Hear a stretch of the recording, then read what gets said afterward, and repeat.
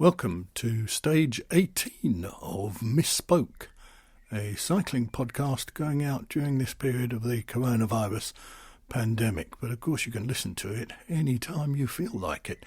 It contains a number of items, opinions, rants, short stories, commentary, reviews, any other bits and pieces that I feel like that are of a cycling culture or cycling and culture related fashion. I'm going to start stage 18 with a short story, and this one is called Hot Wings. Hope you enjoy it. Nick went to Paris with the club to watch the final stage of the Tour de France. There were 4 of them: Nick, Pete, Dave and Steve, and they drove to Ashford and caught the train from there. The train was busy, and Nick was sitting beside Pete. Dave and Steve sat opposite them. Across the aisle were 2 women. They seemed to be together, although they didn't speak much. "It's going to be great," said Dave. "I can't wait." "Who's going to win then?" said Pete. "Kittel," said Dave. "Christoph," said Steve. "Cav," said one of the women. Nick looked over at her. She was slim and dark, and her hair was cut short. A pair of sunglasses was on the top of her head. Nick thought she was very attractive, not pretty exactly, but nice, calming, and she had a lovely smile. When you saw it, you wanted to see it again. She was smiling now. "Cav's not in it," he said. "He crashed on the first stage in England." She looked a little crestfallen, and her smile faded. "Oh well," she said. "What do I know? I'm only a woman." Nick smiled at her, and she gave that same little smile back, and then started talking to her friend. "Viviani," said Nick. "I think Viviani will do it." "Shame about Froome," said Dave. Steve opened a bottle of beer from his bag and took a drink. He offered it to the others. They all refused and opened their own bottles. Nick offered a bottle to the woman. "Thanks," she said, and there was that smile again. The train rolled on. Paris was crowded. They disembarked at Gare du Nord and took a taxi to their apartment. They'd found it on Airbnb, and it was wonderful. Just what they imagined a Paris apartment would be like. 4th floor, big rooms, high ceilings, doors that opened onto a Juliet balcony and the bustling street below. "I don't need to talk to you," Nick's wife had said as he left, "but I need to hear from you. I need to know you're safe." Nick stood on the balcony and gazed over the rooftops. He could see the Eiffel Tower on the other side of the Seine, and Notre Dame and Sacré-Cœur. It looked just like all the guidebooks. He sent a text to his wife. "Here. Safe. Love you. XXX. "Where are we going?" said Dave. "I'm starving." "Yeah, where to?" said Steve. "I could do with a drink." "You should have got her number," said Dave. "She was up for it." "Who?" said Nick. "Listen to him. Who? That bird on the train. What goes on tour stays on tour." "Bird?" said Nick. "Bird? What is this, 1977? "Tart, then," said Dave. "Tart. You should have got that Tart's number." Paris on a Saturday night in July, the height of summer, penultimate day of the Tour de France. The boulevards and cafes crowded, people spilling onto the sidewalk. Nick, Steve, Dave and Pete walked along the Champs-Élysées, where the barriers were being prepared, and stopped at a bar. It was obviously popular with cyclists, as there were many standing around in club or team jerseys. Nick didn't see her at first, but then he did, and she saw him, and she smiled that smile again, and he smiled back. He walked over to her. Her eyes were a bright blue, and they shone like sapphires. "Go, Cav," he said, and she laughed and said her name was Lisa. "It's only today," she said. "You know that, don't you? It's only today." "Agreed," said Nick. "Just today." They walked along, and she slipped her arm into his. "Don't tell me anything," she said. "I don't want a life history and a big story. I know you're married. I can see that from your ring. I don't want to know anything about her, and I don't want you to know anything about me." "Okay," said Nick. "It's a deal." They walked in silence. It was nice to walk arm in arm on the Champs-Élysées with an attractive woman who wasn't your wife. They lay together in the bed in the apartment. "I love it when you talk about cycling," said Lisa. It's so obvious how much you love it. Let's just talk about cycling, nothing else. I love your bottom bracket, said Nick, and Lisa giggled. And your saddle is soft and warm, and there's a lovely groove down the middle. And the rivet, said Lisa. Don't forget the rivet. I won't forget, said Nick, and found her rivet. I love it when you're on the rivet, said Lisa. When Nick woke up, she was gone. The faint pang of her perfume still hung in the air, and the side of the bed where she had slept was empty, but still warm. There was a note on the table. Go, Cav, it said. Sunday, the final stage. The four friends left the apartment early and walked to the Champs-Élysées. Crowds were already gathering. Some had clearly walked overnight to get a favoured spot by the finish line, or near the Louvre or the tunnel. Nick didn't expect to see her again. Wasn't sure he even wanted to see her again. They hadn't arranged anything.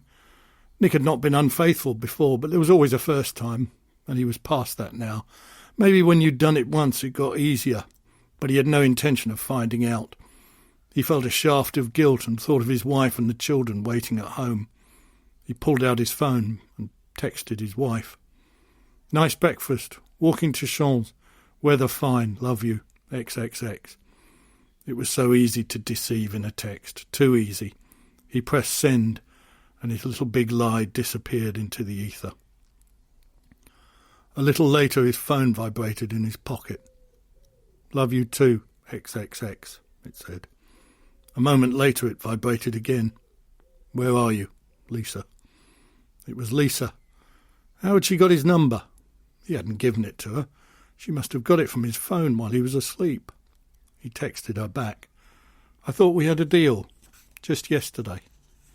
Just today. Where are you?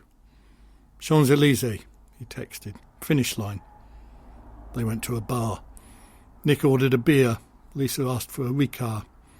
It came on a little metal tray with a small jug of water.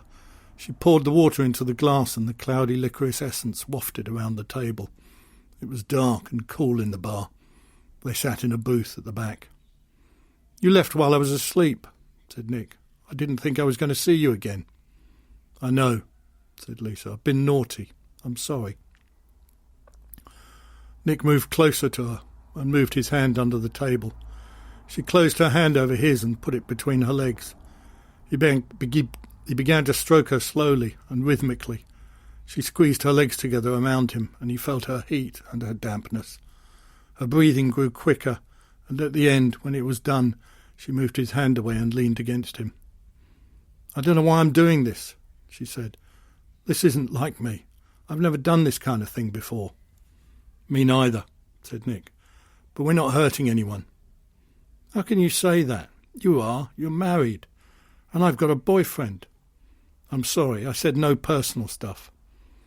Nick leaned closer to her and nuzzled her neck. He couldn't get his fill of her warmth and her perfume and her softness. If you don't tell, and I don't tell, then no one will get hurt. It'll be our secret. Don't you feel guilty? Said Lisa. A little bit, I suppose, but not about meeting you, not about being with you, not about knowing you. Oh, you've known me all right, said Lisa. They ordered another drink. There was a television in the bar showing live coverage of the final stage. The riders were progressing at a gentle pace, wending their way towards Paris. They were chatting to each other, posing for selfies with spectators, and taking sips of champagne from plastic flutes. It was all friendly and convivial. The real racing would not start until they hit the centre of Paris. They walked out to the street. There were crowds of people here, many wearing replica jerseys and tour caps. It was like a forest of selfie sticks. Nick held her hand as they moved through the crowd. The sun was shining. It was very warm. Everyone was happy and smiling. They pushed through the crowd close to the barrier. We won't be on the telly, will we? Said Lisa. No, said Nick. We'll be fine. Anyway, we're not doing anything. We're just two people in the crowd. Nothing suspicious about that. He reached for her and held her around the waist, hidden by the barrier and the advertising hoardings. She pulled his hand against her and held it there. He kissed the back of her neck. Just two people in the crowd, he said again. She pushed back against him. When do you go back? She said. Don't, said Nick. "We agreed. Remember? I'm sorry. No one will see us. Kiss me." The peloton came up the road, 50, 60, 70 kilometres an hour. A blur of colour, the sound of the crowd, the roar of the motorcycles, the clatter of helicopter blades. Was it a touch of wheels, a flaw in the road, a careless manoeuvre? Who knows when it happened so fast? Nick could see a skyrider sitting against the barrier and holding his arm, broken collarbone inevitably. A giant Alpecin rider was lying on his side, a couple of mechanics kneeling beside him. An IAM rider was walking around very slowly and gingerly, holding his hip. His shorts and jersey were torn, and they could see his bloody grazed skin. An Ethics rider climbed slowly onto his bike and pedalled towards the finish line. "They have to cross the line," said Nick. "As the crash happened in the last 3 kilometres, they'll get the same time as the group they were in, but they still have to cross the line, even if they have to walk across." "Who won?" she said. "I don't know," said Nick. "I wasn't watching. I was thinking of you." "Is this it?" she said. "Is this where we say goodbye? I don't think I want to." "Me neither," said Nick, "but we agreed." "I know. It's not fair." "Life isn't fair," said Nick. "Why isn't it? Why can't it be fair?" "We promised," said Nick. "Go on then. You first." "No, you." "Will I ever see you again?" said Nick. "I don't think that would be sensible." "I'm sick of being sensible. I've been sensible all my life," said Nick. "Sensible is shit."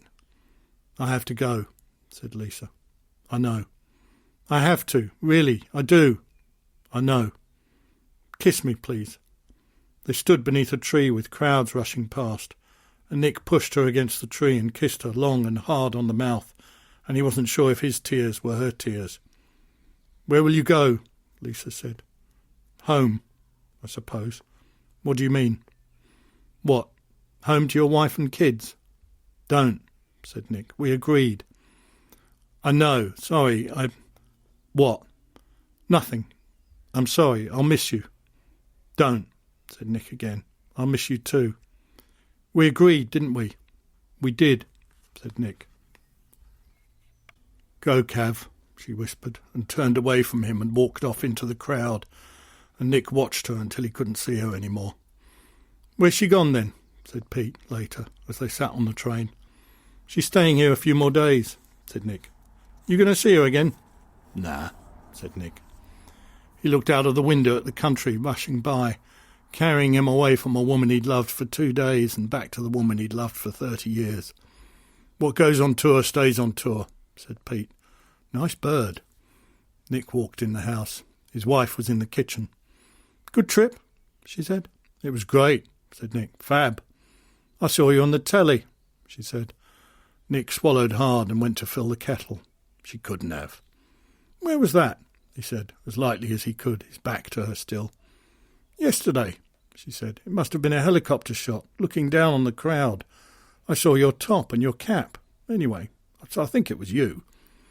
"It could have been Pete, or Dave, or Steve," said Nick, taking 2 clean cups from the dishwasher and putting a tea bag and a little splash of milk in each. "Maybe," she said. "You hungry?" "Why don't I get KFC?" said Nick. "Let's not cook." "I want coleslaw," she said, "and 6 hot wings." Nick went upstairs to change.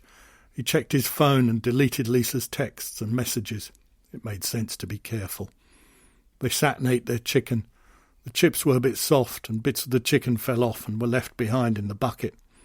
Once it got cold, it looked more and more unpleasant and inedible. "I recorded the final stage," said Annie. "Do you want to watch it again?" "Nah, that's okay," said Nick. "Maybe tomorrow." "You sure?" "Okay, it's up to you." Nick wondered if he could see Lisa in the TV coverage. Maybe he'd watch it when Annie went out or had gone to sleep. They went to bed and made love. Nick was glad to be back in his own bed, and it was nice to be back inside his wife. When Annie went to sleep, he switched on his iPad and found the highlights on YouTube. He fast-forwarded the film and slowed it down when it reached the later stages of the race. Frame by frame, he watched it unfold. Slowly he saw the club top and his cap emerge, It was him, all right. Beside him he could see Lisa. They were close together, but not touching inappropriately, and luckily the camera had moved away before he'd pressed himself close against her, and his hot hands had sought her out, hidden by the hoarding. "Who's that?" said Annie suddenly. "You're awake," said Nick. "Yeah. Who's she?" "I don't know," said Nick. "I didn't talk to her." "You look pretty close to me," said Annie. "Darling," said Nick, "there's a big crowd. It's pretty hard not to be that close." "I believe you, darling," she said. "Thousands wouldn't." Annie rolled on her side away from him, and soon Nick heard her slow, steady breathing. She was asleep. Nick was always reading cycling magazines. They were regularly arriving in the post, and Nick read them in bed, or while in the toilet. He had a pile on the floor by the bed. Annie had had no interest in cycling, but gradually that changed. She was becoming obsessed with Orica Greenedge. She joined their fan club and bought a T-shirt and pinned a calendar on the wall and started to watch the cycling on Eurosport. Simon Gerrans was her favourite. She liked his easy smile, his Aussie accent and his muscly legs, and she liked his style and his winning ways. Nick was almost jealous. His thin legs, expanding waistline, South London accent, forced smiles and graceless style was in sharp contrast. So when a copy of Pro Cycling arrived in the post with a picture of Simon Gerrans on the cover, it was no wonder that Annie grabbed it, made a cup of tea and started to read the article. Nick came home early from work. He came in the house and followed his usual routine, removed his jacket, put his wallet, keys and phone on the windowsill by the front door, had a swig of grapefruit juice and tidied away a few things in the kitchen. Annie came in the kitchen and shut the door behind her. She had the magazine in her hand. "You're a cunt," she said. "A cunt and a fucking liar." "Whoa," said Nick. "What have I done now? What are you talking about?" She shoved the magazine at him. It was a photograph of the final stage of the tour and the pile-up on the Champs-Élysées. Bodies were scattered on the road amid the twisted bikes. An Ethics riser was frozen in time with one leg over the crossbar. A gendarme watched from behind the barrier. Beside him, wearing a club cycling top and a cap, was Nick, his arms around a dark-haired woman, oblivious to the race and everything around them, their mouths locked together. "Liar," said Annie. "Liar." "It was nothing," he said. "It was nothing," she mimicked. "Was it nothing? Was it? Was it really? It doesn't look like nothing to me. Is that what you said when you got your tongue out of her throat or wherever else it was? This is nothing. Did you fuck her?" "Don't," said Nick. "Did you fuck her?" Annie said slowly, enunciating each word. "I'm sorry," he said. "Sorry? Sorry? Is that all you can say? After 30 years of marriage, I'm sorry? You're pathetic." "I'm sorry," he said again. "It was nothing." "Don't be sorry," she said. "Don't make it nothing. Because if that was nothing, then this is nothing. I've been married for 30 years and I'll fuck another woman, but it's all right. It's nothing. Is that it? Make it something, for Christ's sake. Make it something, you bastard. Make it something worth ruining my life for. Make it something." "Can we talk about this?" Nick said. "Talk? Talk? Oh, great idea. Yes, let's talk. Let's converse like civilised adults, shall we? Let's have a nice, cosy dialogue. I tell you what, I'll ask the questions and you answer them. That good enough for you? Good cop, bad cop. I'll be bad cop. There is no good cop." "I'm sorry," he said. "Stop saying that. If you were sorry, you wouldn't have done it. Let's start with the basics, shall we? What's her name? How old is she? Where did you meet? How long has this been going on? Is she married? Got kids? Or is it just me who's got ties? And you, of course. You had ties. Not very tight, were they, Nick? Those ties didn't bind you very tight, did they, Nick? Actually, why don't you fuck off? Go for a ride. I want to be on my own." "We ought to talk," said Nick. "We'll talk when I'm ready. Go on, get out." Nick went upstairs to change into his cycling kit. He came down and got the keys to the garage. "Put some suntan lotion on," said Annie. Nick took his bike down, filled his bottle and found his Garmin. "How long will you be?" she said. "Less than 2 hours," he said. OK, text me if you're delayed.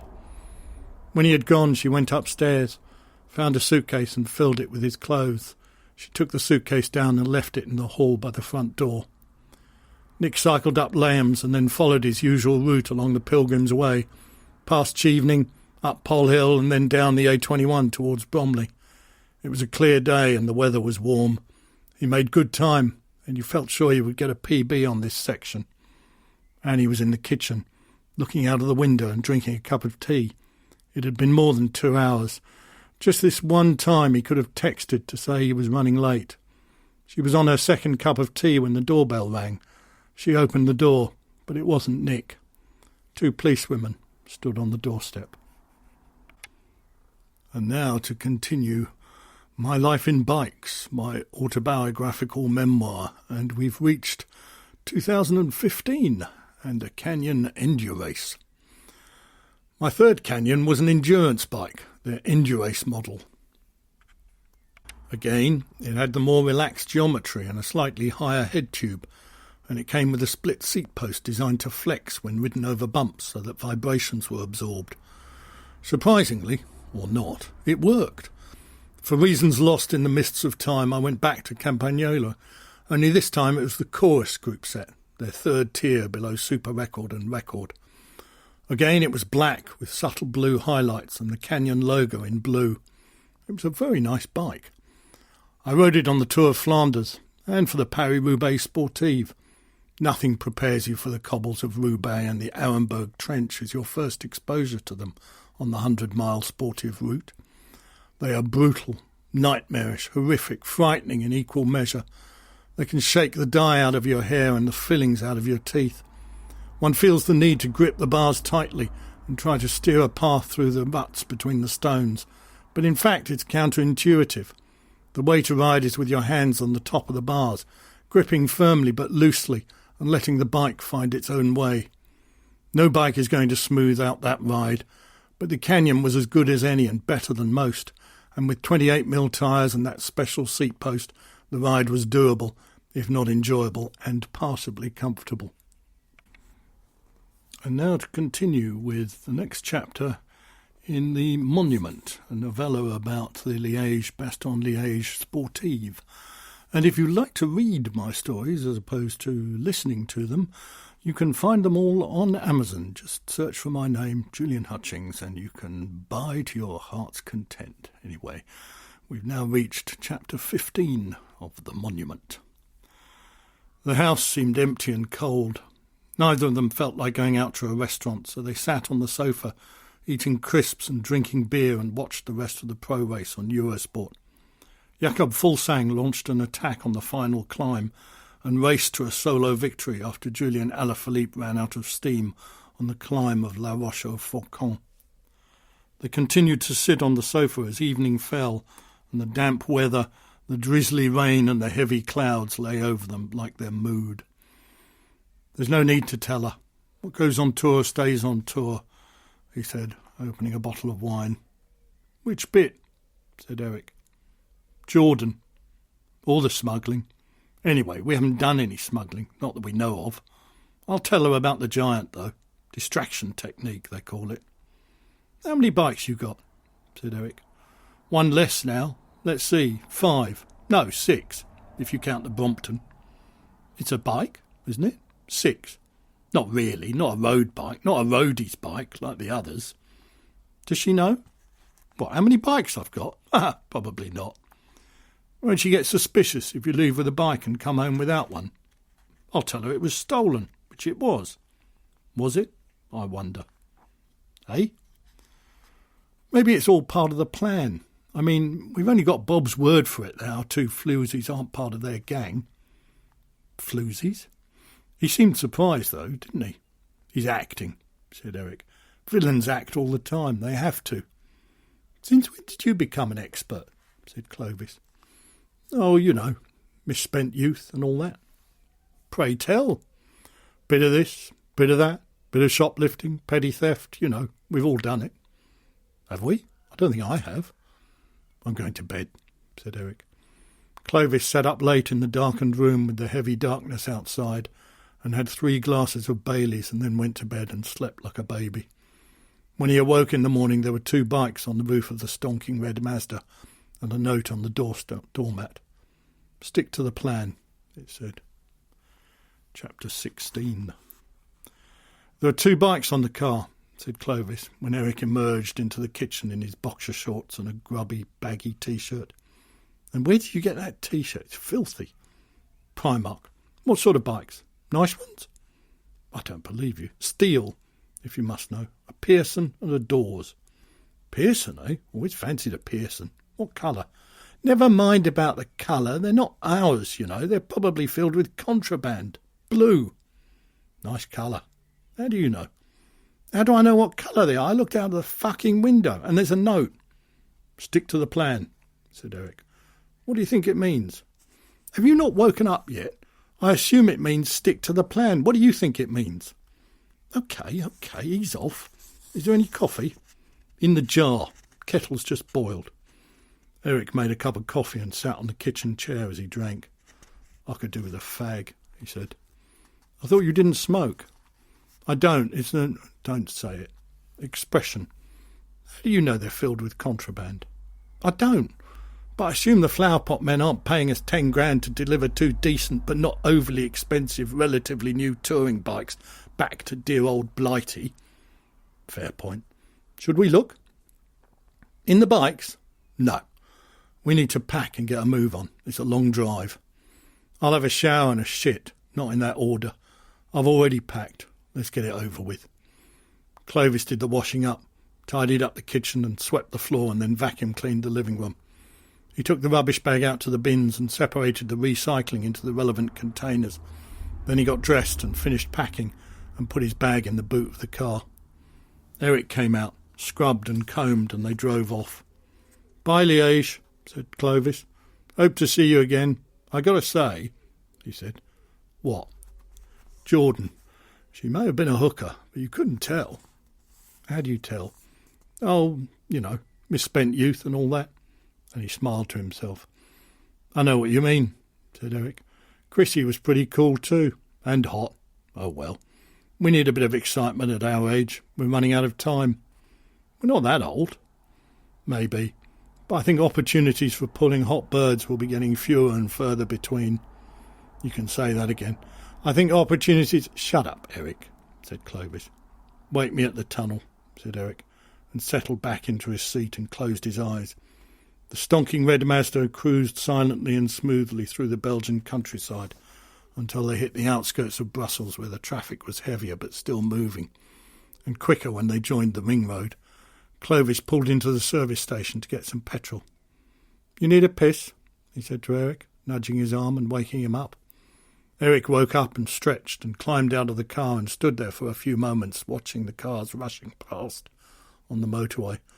A blue Skoda drove past with 2 bikes on the roof. "Hey," he said, "did you see that?" "What?" said Clovis. "It was a blue Skoda with 2 bikes on the roof. Looked like our bikes." "You sure? Bit of a coincidence." "Maybe, maybe not. I'm going for a piss. I want some Haribo. You want anything?" "Thanks. I'll look when I pay." You've been listening to Misspoke, a cycling podcast going out during the period of the coronavirus pandemic. But of course you can listen to it any time you like. And if you want to listen back to any of the stories, please feel free. And if you want to have a look at the first 17 stages, then please feel free to find them wherever you get your podcasts. And make sure you listen out for stage 19 coming soon to your favourite podcast channel. Thank you.